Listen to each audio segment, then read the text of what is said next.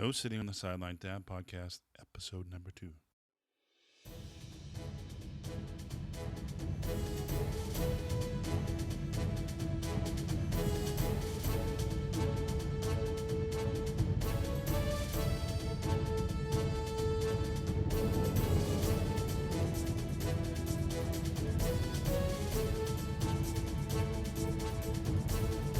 Welcome to another episode of No Sitting on the Sideline Dad Podcast. I'm your host, Joe Foley. Thank you much for being here. I really do appreciate it, spending time. I know as a dad and a parent, you're so busy pulling me in different directions and trying to figure out, do we have any extra time? Well, thank you for listening to this podcast. On today's episode, I have a conversation with author Bill Byrne about how long does it take to catch a fish. It's not the ins and outs of catching a fish, but a journey about being a dad and a parent. Bill is a former marketing executive and educator. He lives in Northern Virginia, proud dad of 2 children. Today's episode, we have an interview with Bill, and we talk about the journey of being a father and the struggles and loss of his father at a young age. This book is a collection of short stories about being a dad and a son. Also learning from his experience what's really important in life. Who will enjoy this book? Any dad who connects with the stories of parenting. The book will be a great Father's Day gift for any father who's going through the journey of being a dad and a parent. So here, the interview with Bill. Well, welcome, Bill. Thanks for coming to the podcast. I really appreciate spending time with me here today. Joe, it's great to be here. Can you tell me a little bit about yourself, please? Sure, Joe. I'm a semi-retired sales and marketing executive and former educator. And I have a family. I have 2 children. They're grown now, but I have 1 son and 1 daughter, and they're both grown and out of the house and in their 20s now. And the book that I wrote is a little bit about the early stages of my relationship with my son back during his adolescent years. That's very interesting. It seems like when I was reading your book, I realized we're in both different seasons of being a father. In the sense, my son's just turning 3, and your son is already out of the house and is a little further down the road. And it was interesting to read your take on things about with your son Patrick, and how your relationship progressed, and it was very interesting. Well, I have a younger brother, and he's kind of at your stage of the game. And when I visit with him and I see his 4-year-old son and 1-year-old daughter, it brings back some memories, but mostly it just exhausts me because you are at such an intense, hands-on stage. I tip my hat to you. Thank you. I really appreciate it. It's an ongoing process. Learning when you think you figured something out, you really didn't. You didn't figure it out. It changes all the time. Well, I get that, Joe, because really that was kind of where the idea for how long does it take to catch a fish sort of came from. As a young father, and even today, as an old father, I'm constantly wondering, am I doing this right? And I think that's a feeling that many parents have. They ask the question, why hasn't anybody written this stuff down? If you think about it, if each generation had just written down one good rule about raising our children, this would be so much easier. But it just doesn't seem to work this way. And what I've done in my book is try to capture. I'm a writer at heart, so it doesn't seem like much of a surprise that I would write down this constant second guessing I had done during my son's earlier years about the kind of work that I was doing in raising him. So from one perspective, it's kind of a diary of my son's childhood, but the other motivation came on a more personal level. The book is really an attempt by me to come to terms with the loss of my father when I was a young man. And if you consider parenting to be a very difficult job, trying to do it without having had the benefit of the experience of a father to guide you, that I think makes it a little bit more of a challenge. And something I learned not only in the writing of the book, but in speaking to other men and other fathers, that how common an experience it was for men that grew up without fathers, and how difficult it was for them sometimes to fill in the blanks and find a way to do it right when it was their turn to work with their son. And so that was kind of the background. I wanted to document my armchair quarterbacking of raising my son, but also it was kind of a personal journey to come to terms with the loss of my own father. That's really where the book came from. I noticed one of those special moments in the book, you and your father went fishing? We had several fishing trips. He was a 60s and 70s dad, so we didn't go to the soccer game every weekend, but he made time for fishing trips on occasion, and those are some of my most special memories of our time together. Do you have any good memories, like fishing stories with him, or? Well, finally we wore him down to the point where instead of just using our bamboo poles from the shoreline, he would actually rent. We would go fishing just up at the local reservoir, and we got him to rent the little boats with the electric motors. And on one particular occasion, Dad was pretty tired. I guess it had been a long night or a long weekend for him, and I remember my brother and I kind of sitting in the back of the boat, staring at. He was actually sleeping with his head in the bow of the boat. So we're kind of trying to guide our way around the reservoir from the direction which his upturned nostrils were facing. Now, I know that's not a pretty story, but sometimes fishing isn't pretty. Funny thing you say that. Well, we were talking before when I mentioned to you we were trying to get in touch with me and set up this interview that I was on vacation and went fishing with my son, and it kind of made me understand where you're coming from with spending time with your father. And when I was reading your book, I really wanted to spend the time with my son. It was really not about catching the fish, but it was really more about the moments the time that's spent with my child. And it reading the book kind of made me think about what's more important. Well, I think we're on the same track there, Joe. Certainly, How Long Does It Take to Catch a Fish is a collection of short stories about the adventures that fathers and sons undertake and sometimes survive when allowed to operate without adult supervision. Sometimes they can get pretty crazy. There's stories about fishing, there's stories about homework battles, there's stories about paintball wars. And from one perspective, the book is just a simple collection of stories about childhood. But I think it's also about the value and what we value as parents and families, and the challenge of making the time to try to appreciate, to try to be grateful for the people that are important in our lives. We're all so busy. We're moving in 100 different directions at 1,000 miles an hour, and a lot of these moments slip by without their being appreciated or even taking place if we don't make the effort. And that's certainly one of, I think, the recurring themes that you see in the book, the importance of making time for the people that are important in our life. What is your greatest fear as a parent? Was a parent when your kids were younger? Okay, well, I'll tell you a story there. One of the greatest recurring fears that I had raising my children when my wife let me do it by myself was losing them. So Pat and I went to see a Ravens football game. It was I think the first time that he actually went to see a professional football game, and he was 9 or 10 at the time, and it turned out it was a Christmas Day game at the stadium in Baltimore. So, of course, Dad, I wore my Santa outfit.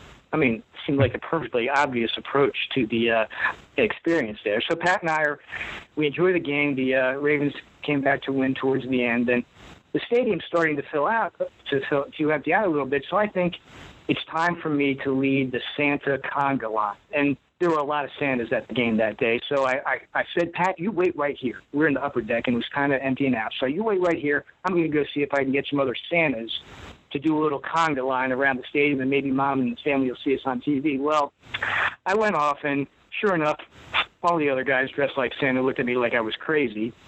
And it was just goes to show that they weren't real Santa Clauses. But by the time I gave up, I turned around only to find I couldn't see my son. And I had about 5 minutes there in a football stadium where I thought I'd actually lost my son. And this is a recurrent fear. There are many episodes of this happening over the course of my time with my kids when they were smaller. And a few minutes later, I saw him waving his hand. And as it turns out, when Pat tells the story, he'll tell you that he saw me for every minute.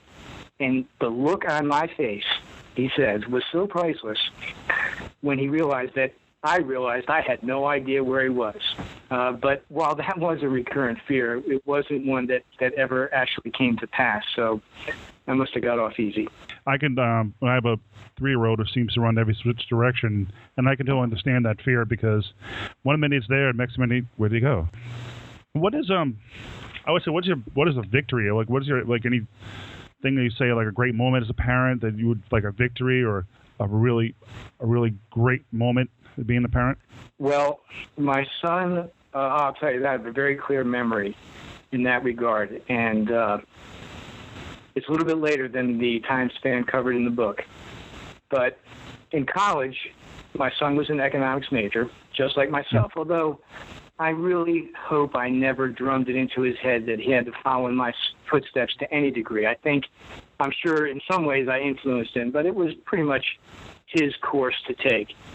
And in his senior year, he participated in an event that was sponsored by the Federal Reserve Bank, where they have students participate in a little competition where colleges put together teams, and the students they put together recommendations for fiscal policy, which sounds extremely boring to anybody who's not an econ. But as a parent, as an econ major, to be able to take a day off from work and go down and see my son and his classmates make this presentation at the Federal Reserve Bank down in Richmond, it was one of the greatest and most satisfying experiences I ever had as a parent, and it was a real gift from my son to me. Nice. That sounds like a really great moment to share with your son. Especially wonderful for Patrick. He has an older sister, the bane of every young man, a smarter, more popular older sister, a great young woman in her own right. And she had participated in the same competition 2 years, and I had the opportunity to go out to Chicago to see her do her presentation there. And much to Pat's delight, his team made it to the second round, which Aaron was unable to do. So that's something, it was a rare opportunity for him to prove himself in direct competition with his sister, and he's never let her forget it. Little brother always being a competing with his sister. That's funny. Another thing, one of the things that stuck out to me in the book, and something I think we touched a little base when we were messaging back and forth on Twitter, and you had a brief reflection. I'll read what I wrote down. A brief reflection of each story that draws readers. This is from the book. Thoughts a broader question of how we remember, and we're remembered by the people that are most important in our lives. I don't know if you want to maybe talk a little more about that. I think that is one of the recurrent themes in the book. And there's a lot of stories about memories and experiences in the book. And to a large degree, it is our experiences and our choices later in life that make us the people that we are, Joe. But it's the people that care and love us that help us to become the people we want to be. That's a tough job. Most of us can't do it by ourselves.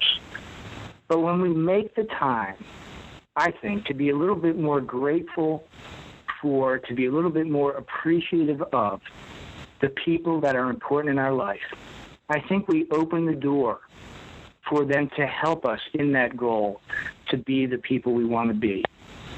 And if it's one thing that this process of writing the book and sharing it with family and talking about it with folks has helped me better understand, it's the importance of making time for the people that are important in our lives. It's really something that the book brought home for me. Well, one question I did mention that you did lose your father at a young age, and did anybody step up and fill that role after your father passed? Did you do any mentors, any father figures in your life? Joe, that is such an important concept, and it's, I think, something that men who haven't gone through that experience might not fully appreciate. I had many friends of the family, relatives, at critical times step in and play an important role in providing encouragement or opening the door for me throughout my life. And if there's a thought that I could leave with men who know young men who have lost their fathers, it's to look for those opportunities. It's easy to say, well, it's an awkward period when someone loses their father. You don't really know what to do. And I totally get that. But whatever you do, as long as you reach out in some way, you will be making a very big difference in that young man's life. Even if it's just to talk to him about his father, because that was something I was always interested in hearing about. I had a strong need to hear about my father from the men who knew him. And it really made a big difference. And I think that that's something, when the situation arises, that would allow us to make a big impact in the lives of these young men. And that's something, when I spoke with men and fathers about the book, it was really eye-opening to realize how common an experience this fatherlessness is and how far-reaching its implications are. It's really important. I mean, I can say from my experience that I didn't lose my dad. My dad was not in my life, so we didn't have a father figure. So I can kind of relate not having a father figure in my life. My experience was that I had a great dad for not quite as long as I would have preferred. Okay, he died very tragically of a heart attack at the age of 44. But you can look at that experience, and there are many other ways in which it can play out. There are other circumstances which I can't imagine how much more difficult they must be for the young men who have to deal with. Suicide is the sixth leading cause of death for men in this country. That leaves a lot of families without fathers. And there are many other families where, for one reason or another, the father has been absent. Those situations, I can't imagine how much more difficult they must be for the people involved. And this book is a story about fathers and sons because that's my experience. Fatherlessness is just as serious an issue for young women who grow up without fathers and for the single mothers that have such great struggles in keeping their families together without the support of a committed partner. So I think that's exactly that was my experience. The more I speak about this with other men, the experience is so common in one way or another, and so far-reaching. It's really, I used to think it was a big issue for me, but the book and what I've learned from speaking to people has helped me to understand it's a big issue, period. One question I have is, since you lost your father at a young age, did you ever think when you had your children, the thought about your mortality, how long you try to be around for them, did it ever come across your mind at all? Look, it's always out there. I come up from a fine Irish tradition of heart attacks. And, one of the reasons I wrote the book was to sort out all the feelings that were going on in association with how that played out. And I'll have to tell you, I'm a little bit embarrassed to say there was a lot of anger there. I was very angry with my dad for not being around. And I mean, it's a completely ridiculous thought. He certainly didn't have a heart attack on purpose, and he lost as much as our family did. With not being there for the graduations and the marriages, he missed out on as much as we did. And there's days where I still struggle to sort that out. So it's absolutely had to, I counted the days getting close to that 44th birthday, and it's a thought that is always out there. Someday I won't be there for my children, and that's a sobering reality that we all have to face, hopefully later than sooner. Exactly. I totally agree. Well, Bill, I was on my final thoughts. One thing I would like to ask is, do you have any advice you can give to fathers who are starting the journey of being a father? I have great concern when I start offering advice or other people start giving advice. I will say this, though. What I've tried to do in writing the book was share my experiences. And it helped me to understand a lot of things by reviewing them and thinking about them and writing them. And some folks have shared with me that reading them has helped them to look at parenting and relationships with their parent, with their father, with their son in a new light. And that's been very comforting to me. So I would say that look to your own experience, look to the experience of other folks that you love and respect, and use that as a guide in making some of these difficult decisions that we face on a day-to-day basis when we're raising our children. Thank you, Bill. I really appreciate coming on the podcast today. I really appreciate spending time. Where can we find the book? Joe, the book is available on Amazon. If you're a Kindle Unlimited subscriber, you can book share it for free, or you can get it downloaded, or you can get the hard copy ordered through Amazon. And I appreciate your asking that, and I hope that other people will enjoy reading the book as much as I did writing. Where else they can find you if they want to have a conversation or ask questions? Where else they can find you on the internet or social media? The best way to reach me is at the book's website, and that would be catchafish.co. Not com, but catchafish.co. You can find plenty of information about ordering the book or getting in contact with me. All right. Well, thank you, Bill, and I really appreciate it. And thanks for coming on. Joe, it was great talking, and good luck with your No Sitting on the Sideline podcasts. Thank you very much. Well, thank you very much for joining me on the No Sitting on the Sideline Dad podcast. I really hope you enjoyed the interview with Bill Byrne about how long to catch a fish. You can find Bill Byrne's book over at Amazon.com. Look for the link for the book in the show notes. And if you'd like to get in touch with Bill about his book, his contact information will be in the show notes also. Also, if you feel free, if you want to contact and make any suggestions, feedback, constructive feedback, the website is nosittingonthesideline.com.